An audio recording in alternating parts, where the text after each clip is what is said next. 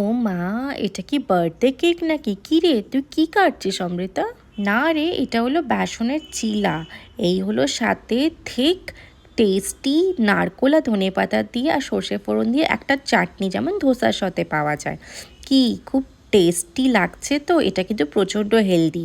বেসনটাকে একটু পাতলা আর একটু ঘন করে গুলে নিয়ে ধনেপাতা, পেঁয়াজ আর হলুদ, নুন, মিষ্টি দিয়ে একটা প্যাড নিয়ে ওটাকে একটু সর্ষের তেল দিয়ে গরম করে সুন্দর করে ওর মধ্যে ব্যাটারটা অ্যাড করে দেবেন। আচ্ছা, আমি এটাতে বলতে ভুলে গেলাম, এইটার মধ্যে কিন্তু আমি একটা ইনো কেটে দিয়েছি। ইনোটা দিলে কিন্তু ভালো ওই জালি জালি ব্যাপারটা আসবে।